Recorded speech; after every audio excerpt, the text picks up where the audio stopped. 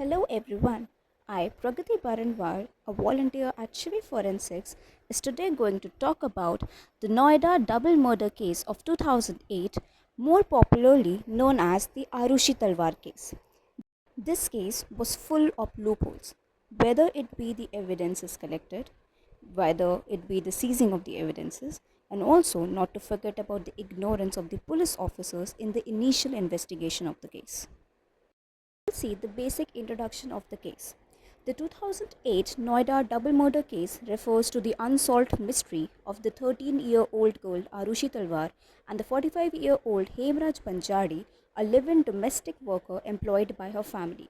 The two were killed on the night of 15th or 16th May 2008 at Arushi's home in Noida, India. The case aroused public interest as a whodunit story. The sensational media coverage, which included salacious allegations against Arushi and the suspects, was criticized by many as a trial by the media. When Arushi's body was discovered in a room on 16th May, Hemraj was missing at the time and was considered the main suspect.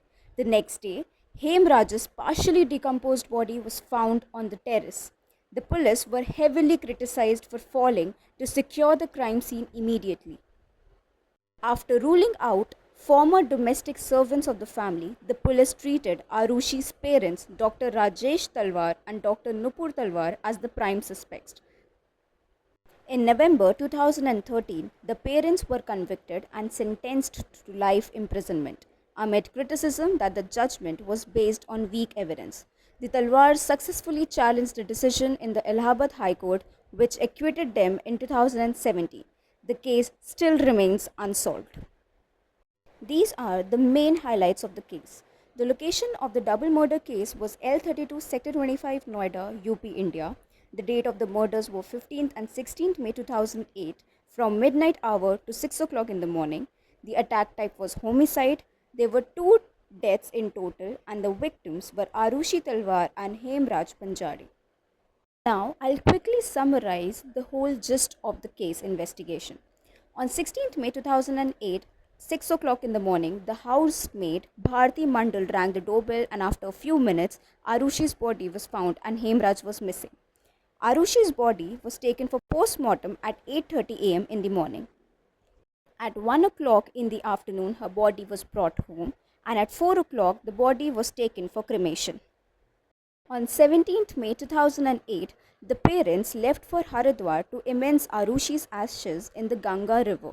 At 10:30 am in the morning, Hemraj's body was advanced in putrefaction and was discovered lying in a pool of blood on the terrace of the apartment. Rajesh and Nupur later resumed their journey to Haridwar and returned on the same day. On 7th June, Thadarai, the assistant of the Talwars, was detained on suspicion. Later, the CBI team searched his house and was subjected to a polygraph test twice at CFSL Delhi. 9th June, his psychological assessment was done at AIIMS, New Delhi. On 12th June, polygraph test and narco-analysis test was done on him. On 13th June, he was finally arrested but was later released. From 23rd to 26th June, another house help, Rajkumar, was subjected to polygraph test and narco-analysis at FSL Bangalore. On 27th June, he was arrested. 9 July, second narco-analysis test was done at FSL Bangalore. 11 July, Vijay Mandal was arrested. Vijay Mandal was a friend of Thadarai. On 29 September 2010, CBI filed a closure report naming Rajesh Talwar as the sole suspect, and on 11th May 2013, the formal trial began. On 25th November 2013, a special CBI court held the Talwars guilty of the two murders, and on 26th November, they were sentenced to life imprisonment. On January 2014, the Talwars challenged the Allahabad High Court for its verdict, and finally, on 12th October 2017, they were acquitted of all the charges by the High Court. This layout shows us the floor plan of the Talwar's residency. A series of 3 doors leads to the dining area where a whiskey bottle with bloodstains of Arushi and Hemraj was found. Before the second door, which was the middle grill door, a door which led to Hemraj's door was there, which was found to be bolted from inside on the day of Arushi's murder. Also, the dead body of Arushi was found itself on the bed of her own room. Now I'll talk about the evidences which are present at the crime scene. The first one is the injuries. On Arushi's body, a blunt injury was found on her forehead above the left eye, and an incision on Arushi's neck was found. On Hemraj's body, a blunt injury was found on the back of his head, and an identical cut on his neck was found at the same position. Second, weapons. In 2008, the forensic scientist stated that Arushi was first assaulted with a heavy, sharp edged weapon. The dimensions of the Rajesh's golf club was identical to the dimensions of the injuries found on the bodies. The weapon used for slitting the throats of the victims was never found. Bloodstains were found on the whiskey scotch bottle found on the dining table in the living room of the Talwar's residency. Both Arushi and Hemraj had mobile phones, but both the phones had disappeared after the murder. Phone records were collected from both Arushi's and Hemraj's phone. Along with this, Arushi's camera had photographs numbered 13, 15, 20, 22, and 23. This indicates that at least 23 photographs had been taken using the camera, out of which 18 had been deleted. A Ballantine's Scotch whisky bottle with bloodstains was found on the dining table. The bloodstains were confirmed as that of Arushi and Hemraj by a DNA expert. In Hemraj's room, 3 glasses, 2 of which had some quantity of liquor in them, while the third was empty, was found. There were also 3 bottles, 1 Kingfisher beer, a Sprite, and a Sula whisky. The DNA of Hemraj was found on the Kingfisher bottle, according to the CBI's investigators. In the servants' toilet, urine of more than one person was found. The main evidences of Arushi's and Hemraj's body was found respectively in Arushi's bedroom and on the terrace of the Talwar's residency. According to the Talwar's lawyer Pinaki Sharma, those who had found Hemraj's body saw hair in his mouth, possibly that of his killer. However, the police did not check of this.